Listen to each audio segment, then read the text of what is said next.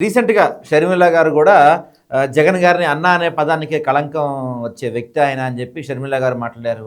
మొన్న సునీత గారు గూడా మాట్లాడారు. ఇలా వరుసగా ఎందుకు అంటే వీళ్ళే జెప్తుంటారు ఆయన ప్రతిపక్ష నేత కాదు. జస్ట్ ఒక సాధారణ ఎమ్మెల్యే మాత్రమే. మరో 15 సంవత్సరాలు మేమే అధికారంలో ఉంటామని చెప్పే వీళ్ళు వరుసగా ఇలా అంటే అటు షర్మిల గారు గావచ్చు, సునీత గారు గావచ్చు, మొన్న విజయమ్మ లేఖ గావచ్చు, ఇవన్నీ వరుసగా ఎందుకు టార్గెట్ జేస్తున్నారు జగన్ గారిని ఇలా? సార్, ముఖ్యంగా ఈ రాష్ట్రంలో ఎటువంటి సమస్యలు లేవు. ప్రజలకు అవసరమైంది ఏంటనుకున్నారు? ఈరోజు హ్మ్. వైఎస్ఆర్ కుటుంబం ఏ విధంగా ఉంది? వైఎస్ఆర్ కుటుంబంలో ఎన్ని గొడవలు ఉన్నాయి? ఆస్తులు ఎవరికి వెళ్తున్నాయి? జగన్ ఎటు వెళ్తున్నారు? అంటే ఈవిడ భారతమ్మ గారు ఎటు వెళ్తున్నారు? ఇయే అవసరం అనుకుంటా అనుకొని హ్మ్. మన కూటమి నాయకులు ఈ రోజు రాజకీయాలు చేస్తా ఉన్నారు. పొద్దున్న లెగిస్తే ఇదే పని కదా. ఓకే. పొద్దున్న హ్మ్. లెగిస్తే ఇదే పని. మూడు హ్మ్. పార్టీలు కలిసినటువంటి డబుల్ ఇంజన్ సర్కార్ అని చెప్పుకునేటటువంటి ఈ కూటమి ప్రభుత్వం ఈ రోజు ఏం సాధించారు? 22 నెలలు అవుతున్నా సరే ఏమి సాధించలేకుండా ఉత్తి హ్మ్. మాటలు చెప్తా గడుపుతా మరి ఇంకేం చేస్తారు? పొద్దున్న లెగిస్తే జగన్ గారి మీద పడడం, భారతమ్మ గారి మీద పడడం, షర్మిల గారి మీద పడడం, సునీత గారిని వీళ్ళని సునీత గారిని షర్మిలమ్మని వీళ్ళని ఏంటంటే పాములుగా వాడుకుంటున్నారు. వాళ్ళు ఆడేటటువంటి చదరంగంలో పాములుగా హ్మ్. వాడుకుంటా మధ్య మధ్యలోకి తెర మీదకి తీసుకొస్తా వీళ్ళు ఎప్పుడైతే ఆపదలో ఉంటారో, వీళ్ళు హ్మ్. ఎప్పుడైతే ప్రజల నుంచి ఎదురు దాడి జరుగుతుందో, ప్రజల నుంచి ప్రశ్నల వర్షం కురుస్తుందో అటువంటి టైంలో వాళ్ళని వాళ్ళు సెక్యూర్ చేసుకోవడానికి చంద్రబాబు నాయుడు గారు డిఫెన్స్ లో పడినప్పుడు షర్మిల గారు తెరపైకి వస్తారు. అసలు ఓకే. షర్మిల గారి వివాదం మీరు ఒకసారి గమనించినట్లయితే షర్మిల గారు ఏ పార్టీకి సంబంధించిన ఆవిడండి? ప్రజెంట్ హ్మ్. కాంగ్రెస్ పార్టీకి. కాంగ్రెస్ పార్టీ. హ్మ్. కాంగ్రెస్ పార్టీకి ఉన్నటువంటి ఈవిడ మరి అపోజిషన్ పార్టీయే కదా కాంగ్రెస్ అంటే మన ఏపీలో. హ్మ్. మరి అవునవును. హ్మ్. అపోజిషన్ లో ఉన్నప్పుడు ఎవరిని క్వశ్చన్ చేయాలి ఆవిడ? చంద్రబాబు గవర్నమెంట్‌ని నాయుడు క్వెషన్ గారిని చేయాలి. క్వశ్చన్ హ్మ్. చేయాలి. ఈ గవర్నమెంట్ ని క్వశ్చన్ చేయాలి. ప్రజల పట్ల నిలబడి ఆవిడ క్వశ్చన్ చేయాలి. కానీ ఏనాడైనా మీరు గమనిస్తే ఆవిడ హ్మ్. టార్గెట్ అంతా కూడా అన్నగారైనటువంటి వైఎస్ జగన్మోహన్ రెడ్డి గారిని లేదా వదినమ్మైనటువంటి భారతమ్మ గారిని తప్ప హ్మ్. ఇంకెవరినన్నా ఆవిడ క్వశ్చన్ చేస్తున్నారా? ఎవరినన్నా టార్గెట్ చేస్తూ ఉన్నారా? అవును. వివేకానంద రెడ్డి హత్య దగ్గర నుంచి కూడా హ్మ్. మీరున్నప్పుడే కదా ఉన్నది. మీరు కలిసి ఉన్నప్పుడే కదా హత్య జరిగింది. ఈ హ్మ్. రోజు అన్నయ్య స్పెషల్ గా చేశారని చెప్పేసి బయటకు వచ్చి మాట్లాడుతా ఉన్నారు. ఆ హత్య ఎప్పుడు జరిగింది? చంద్రబాబు నాయుడు గారి హయాంలో ఆయన ముఖ్యమంత్రిగా ఉన్నప్పుడు జరిగింది. దానికి సంబంధించిన అన్ని కూడా ఈ రోజు తెర మీదకి వస్తా ఉన్నాయి.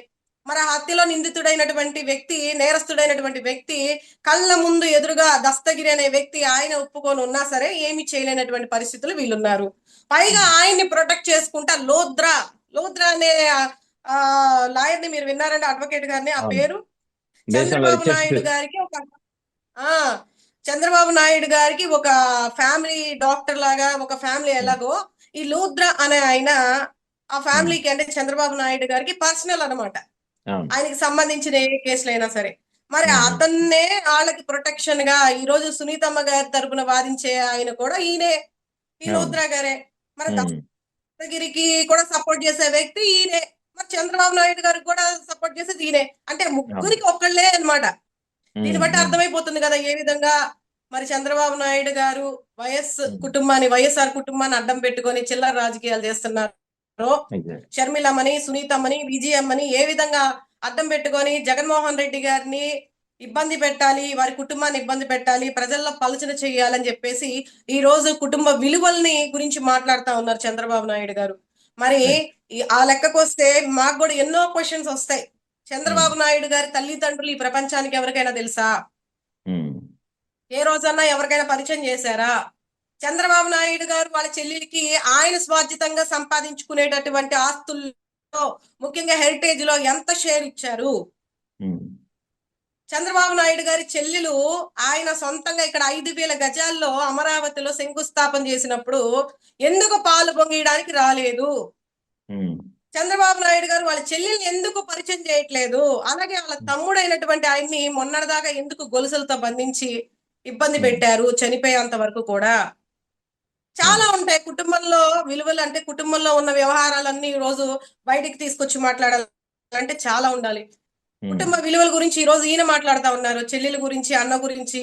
ఒక్కసారి హ్మ్. మీరు ఇచ్చి మీ చెల్లెలికి మీరు ఏ ఆస్తులు ఇస్తారో తండ్రిగా తాతగారి ఆస్తి గాని, తండ్రి ఆస్తి గాని కొడుకుకి, కూతురికి ఇవ్వడం అనేది ఎక్కడన్నా భావ్యమే. కానీ స్వార్జితంగా సంపాదించుకునేటటువంటి ఆస్తిలో భాగం కావాలనటం అది చాలా స్వార్థం. అది చాలా చట్టపరంగా కూడా తప్పది. నీకు ఇష్టమై నువ్వు ఇచ్చుకుంటే తప్ప, అంటే అన్నకి ఇష్టమై చెల్లెలికి ఇచ్చుకుంటే తప్ప, అన్న దాంట్లో భాగం కావాలని చెప్పేసి అల్లరి చేయాలని చూసే చెల్లెలు నిజంగా బహుశా ఎక్కడా ఉండదేమో, ఎక్కడా చూసుండ్రు. ఎగ్జాక్ట్లీ. ఈరోజు అలాంటి అంటే చాలా సెంటిమెంట్, చాలా ఉండేటటువంటి వాటిని పాయింట్స్ ని పట్టుకొని ఈరోజు చంద్రబాబు నాయుడు గారు రాజకీయాలు చేస్తా ఉన్నారు. సో అంటే ఫైనల్గా ఇప్పుడు ఇందాక నుంచి మనం మాట్లాడుకుంటున్నాం, ఇన్ని వరుసగా జరుగుతున్నాయి, ఇలాంటి ఆరోపణలు వస్తున్నాయి, అటు కుటుంబం సభ్యుల నుంచి వస్తున్నాయి, బయట వాళ్ళ నుంచి వస్తున్నాయి. ఇవన్నీ కూడా కొంత వైసీపీ కార్యకర్తల మనోధైర్యం దెబ్బతీసే అవకాశం ఉంటుంది.